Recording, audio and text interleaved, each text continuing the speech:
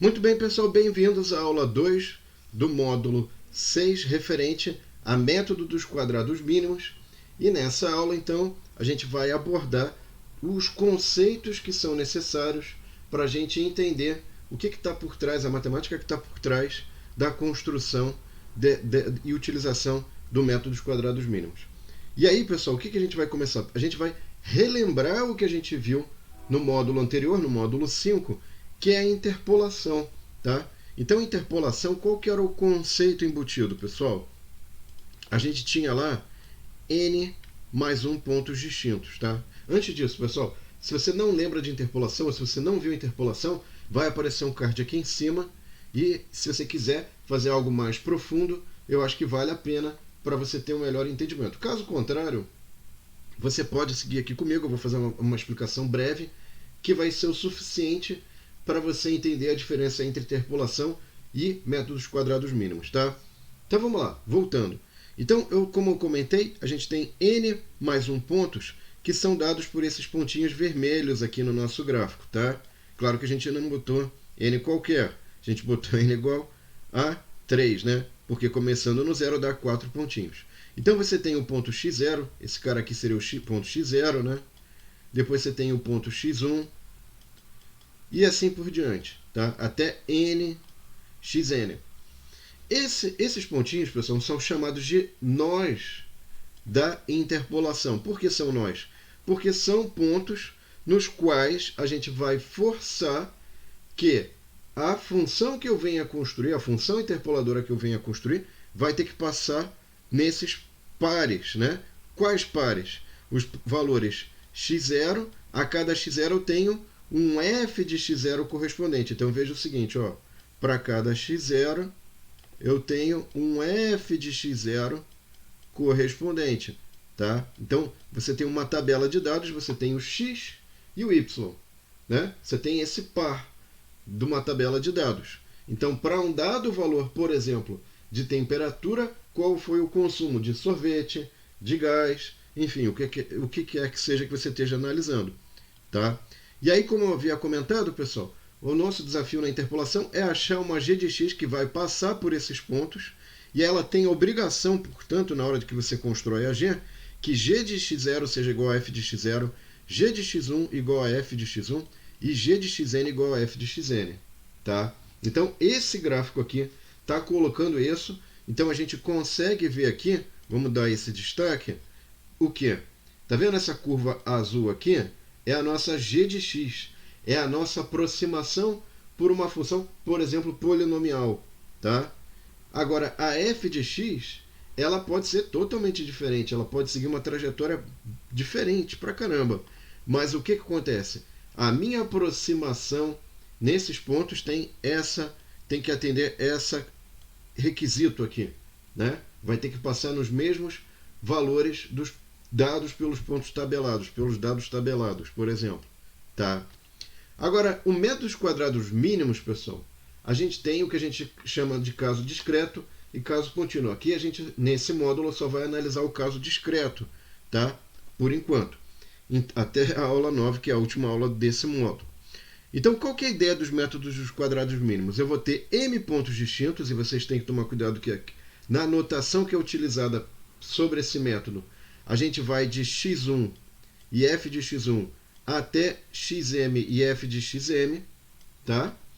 E aí o que acontece? Esses valores estão dentro do intervalo AB, né? São fornecidos, são dados num intervalo AB, tá? O que você quer, pessoal? Você quer escolher n, dentre n funções g de 1, g de x, g de 2, g de n, contínuas, em AB, você vai determinar n constantes, n coeficientes, melhor dizendo, né? Que também são constantes, alfa 1, alfa 2, alfa n, tá? E aí o que acontece? Você vai obter uma função φ que é igual a alfa g1 de x, alfa 1 g1 de x, alfa 2 g2 de x e alfa n gn de x, tá? que vai se aproximar ao máximo de f de x, mas não tem obrigação de passar em todos os pontos com uma interpolação, tá, pessoal? E aí o que acontece? A gente vai ter que definir melhor, vai ter que trabalhar melhor essa questão da aproximação, o quanto que ela se aproxima, né? Isso vai ser um pouquinho diferente do que é dado na interpolação, tá? Agora, o que eu poderia fazer, pessoal? Eu poderia fazer o seguinte: esses coeficientes aqui poderiam ter um quadrado, um cubo, né? Não, a gente vai trabalhar com o que a gente chama de modelo linear. Por quê? Porque esses coeficientes aqui só tem expoente 1, só trabalha com expoente 1. Não é expoente quadrado, cúbico, nada disso, tá? Agora, as funções g, g1, g2, g de n, ou g de i de forma genérica, podem ser não lineares. Eu vou ilustrar isso que eu estou falando agora. Então, por exemplo, eu poderia ter um α1 que multiplica um g1 de x, e esse g1 de x pode ser uma exponencial de x, e elevado a x. Ou g2 de x, que é multiplicado por um α2, que é uma constante, poderia ser esse g2 de x igual a 1 mais x ao quadrado, tá? E aí vem a questão, pessoal. Tá bom, vamos supor que eu te dei aí uma coleção de n funções g de i, né? E também te dei uma tabela de dados com os pontos, m pontos distintos, né? Como é que você organiza isso? Como é que você resolve esse problema? Porque ainda está muito vago, né? Então, a questão de como é que você resolve esse problema está relacionada, pessoal, a um ponto bastante importante. O que é esse ponto bastante importante, pessoal? É o seguinte: você tem que estabelecer um critério, né? Isso que não está claro, que agora a gente vai esclarecer, um critério para escolher os valores dos coeficientes α1, α2 e αn, tá? De modo a chegar a encontrar o φ de x que minimize a seguinte função: mínimo de f grande de α1, α2, αn, né? E o que é essa função? Ela vai minimizar para todos os m pontos distintos, né? Variando de k de 1 até m. Você vai calcular uma diferença ao quadrado. O que é esta diferença? Esta diferença é o valor tabelado y da função, que é dado, né? O par xy dado. Então você vai pegar esse y, e aí você vai pegar o valor para aquele x associado àquele yk, você tem um xk, que você vai aplicar nessa função φ e vai calcular a diferença entre o valor tabelado dado e o valor da função naquele ponto x de k associado ao yk. Veja que você vai calcular o quadrado da diferença, tá? Então você vai fazer isso para um ponto 1, para o ponto 2, até o enésimo ponto, e vai somar essas diferenças ao quadrado, tá? Um ponto importante, pessoal, é que o φ de xk é α1g1 de xk mais α2g2 de xk e até αngn de x de k. Aí você fala, peraí, tem alguma coisa errada nisso. Se você foi perspicaz, você já deve ter reparado que tem uma coisa esquisita nisso. Veja que o critério para eu encontrar a função está definido em termos da própria função. Aí você fala assim, como é que eu vou achar ou usar esse critério se ele depende da função que eu não tenho? Né? Por quê? Porque aqui eu não tenho ainda o α1, o α2. Como é que você vai calcular essa diferença se você não tem esses caras? Você vai ficar chutando alfa? Não, tem um jeito inteligente. Pensa o seguinte, pessoal, lá de cálculo 1, puxa pela memória. Quando a gente quer minimizar ou maximizar algo, o que a gente faz com a função? Eu quero achar o valor de x tal que minimiza a função. Né? Qual é o valor de x que minimiza a função? Qual que era o mantra lá de cálculo 1? Deriva iguala a zero. Deriva em relação a x igual a zero. né? A gente já vai ver isso, tá, pessoal?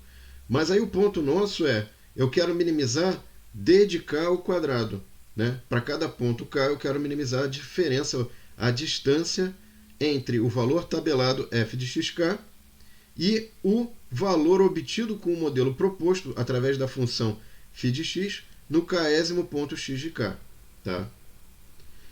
Qual que é a interpretação geométrica disso, pessoal? Porque não adianta nada a gente saber esse monte de conta e tal e não entender por que ele está fazendo d de k ao quadrado. Por que é d de k? O que é distância? Não entendi nada. Vou fazer a conta aqui. Não, vamos entender. Ó. Vamos lá, o que eu tenho? Eu tenho n pontos, tá? N pontos distintos. x1, xn, tá? E esses caras são os dados tabelados. Isso é dado, é tabelado, tá? E aí a questão agora que se coloca, pessoal, é o seguinte, ó. Bom, eu vou também ter os valores da função. E o que eu quero fazer quando eu faço o método dos quadrados mínimos é achar, por exemplo, um xi de x. Vamos colocar aqui, esse cara aqui, ó, o xi de x, que seria essa reta. Tá? Ah, mas por que você fez essa reta? Será que não dava para fazer uma outra reta? Uma reta assim? Ou uma reta assado? Uma reta com uma inclinação diferente? Por que essa reta? Como é que você chegou nessa reta? Bom, lembre-se do critério, pessoal. Eu quero minimizar a soma das diferenças ao quadrado. E por que é o quadrado, essa diferença? Porque não é só a diferença e pronto. Né? O quadrado complica a vida, fica mais difícil. Tem mais conta complicada. Vamos fazer simples. Não, não pode. Por quê? Vou te dar um exemplo. Ó. Imagina então que este ponto é o ponto, né, para o qual você encontra o valor de φ de x1. Né? Então aqui está a coordenada x. Né? E para esse valor de x1, eu acho o φ de x1. Tá? Isso aqui é o valor da função, ó, é dado tabelado. Então, esse aqui ó, é o valor f de x1. Né?